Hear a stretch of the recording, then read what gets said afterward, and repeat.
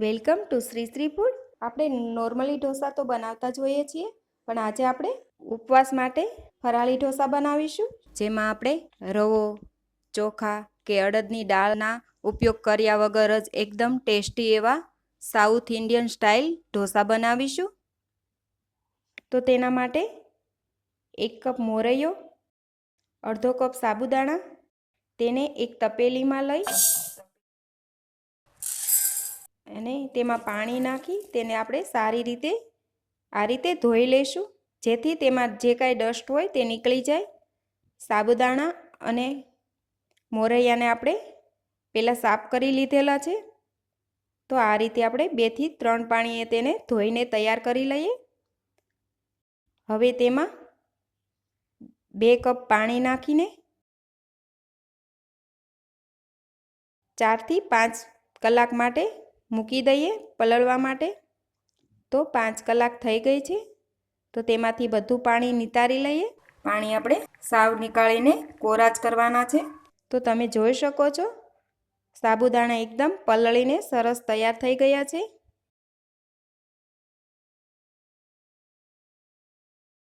હવે એક mixer jar લઈ તેમાં આપણે અડધું અડધું કરીને ક્રશ કરી લઈએ। તેમાં 1 ચમચી દહીં નાખી ક્રશ કરી લઈએ। આપણે એકદમ ઝીણું એવું ક્રશ કરવાનું છે એને। તો આ ક્રશ થઈ તૈયાર થઈ ગયું છે, તો એવી જ રીતે આપણે બીજું પણ ક્રશ કરીને તૈયાર કરી લઈએ। હવે તેને ઢાંકીને 1 કલાક માટે મૂકી દઈએ। ત્યાં સુધી આપણે ઢોસા સાથે ચટણી તૈયાર કરી લઈએ। તો તેના માટે 1 ટમેટું ઝીણું કાપેલું છે, 1 મીડિયમ સાઇઝનું ગાજર તેને પણ કાપેલું છે, 4 થી 5 પેસી ખજૂર તેના બી નીકાળી તેને પણ કાપીને તૈયાર કરેલી છે, અડધું ફાડું લીંબુ, 2 ચમચી સિંગદાણા, 2 ચમચી કોથમીર, અડધી ટીસ્પૂન જીરું, અડધી ટીસ્પૂન કાશ્મીરી લાલ મરચું, સ્વાદ પ્રમાણે સિંધવ મીઠું, 1 ટીસ્પૂન તેલ, 5 થી 6 કડી પત્તાના પાન, લીમડાના પાન અને 2 ટુકડા આદું તેને પણ કાપીને તૈયાર કરેલું છે। તો હવે એક કડાઈ લઈ તેમાં 1 ટીસ્પૂન તેલ નાખી અને સિંગદાણાને આપણે તળીને તૈયાર કરી લઈએ।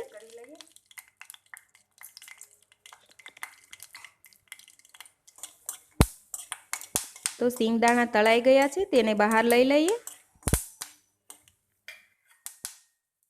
હવે તેમાં આદું અને લીમડો નાખી થોડી જ વાર સાંતળી લઈએ। હવે તેમાં ટામેટાં, ગાજર અને ખજૂરને નાખી 2 મિનિટ માટે રહેવા દઈશું અને તેને બરાબર હલાવી લઈએ। હવે તેમાં સિંધવ મીઠું, કાશ્મીરી લાલ મરચું નાખી તેને બરાબર મિક્સ કરી લઈએ। હવે તેને થોડી વાર માટે ચડવા દઈએ અને તેમાં કોથમીર નાખી હલાવી લઈએ। હવે આપણે આખું જીરું નાખીને હલાવી લઈએ। આખું જીરું આપણે લાસ્ટમાં નાખીશું, જેથી તેનો ટેસ્ટ ખૂબ જ સરસ આવે છે। તો હવે હલાવી તેને ગેસ બંધ કરી દઈએ અને ઠંડુ કરી લઈએ। થોડું ઠંડુ થાય એટલે એક મિક્સર જાર લઈ તેમાં તળેલા સિંગદાણા, ટમેટાની પેસ્ટ નાખીશું। સિંગદાણા તળીને નાખવાથી ચટણી એકદમ ટેસ્ટી બને છે।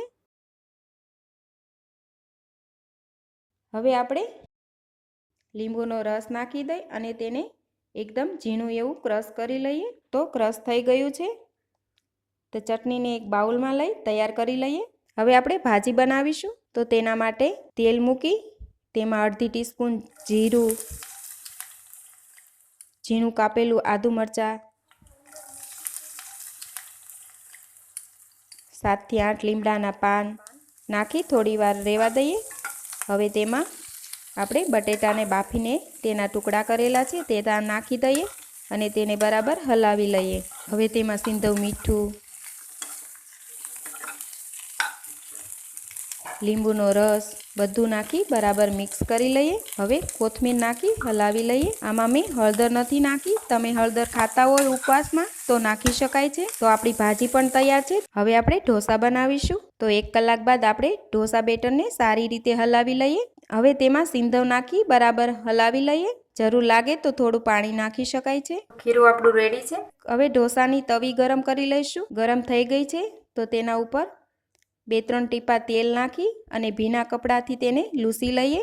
હવે આપણે એક મોટો ચમચો ભરીને બેટર નાખીશું અને તેને ઢોસાને આ રીતે મોટો કરીશું અને તેના ઉપર થોડું ઘી નાખી થોડા ક્રિસ્પી થાય અને બ્રાઉન થાય ત્યાં સુધી રહેવા દઈએ.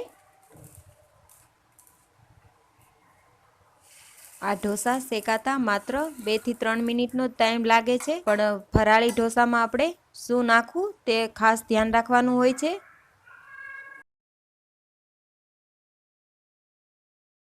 તો આપણો ઢોસો થોડો ક્રિસ્પી દેખાય છે તો તેને આ રીતે આપણે ફોલ્ડ કરી તેને બહાર લઈ લઈએ. તો એક ઢોસો આપણો તૈયાર થઈ ગયો છે. એવી જ રીતે આપણે બીજો ઢોસો તૈયાર કરી લઈએ. તેને પણ ઉપર થોડું ઘી નાખી શેકાવા દઈએ. ઉપવાસના ઢોસાને પણ આપણે નોર્મલી ઢોસા બનાવીએ એટલો થોડા ક્રિસ્પી થાય અને બ્રાઉન થાય ત્યાં સુધી રહેવા દઈએ. તો આ ઢોસો પણ આપણો શેકાઈને તૈયાર થઈ ગયો છે.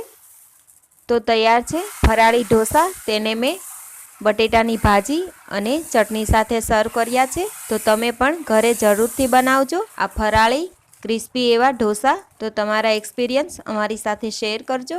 તો ફરી મળીશું એક નવી રેસીપી સાથે. જો તમે હજી સુધી અમારી ચેનલ સબસ્ક્રાઈબ નથી કરી તો પ્લીઝ અહીંયા ક્લિક કરો એટલે સબસ્ક્રાઈબ થઈ જશે અને બેલ આઇકન પર ક્લિક કરશો એટલે તમને અમારા નવા વિડીયો મળતા રહે. અને વિડીયો પસંદ આવે તો પ્લીઝ લાઈક પણ કરો અને તમારા ગ્રુપમાં શેર પણ કરવાનું ભૂલતા નહીં.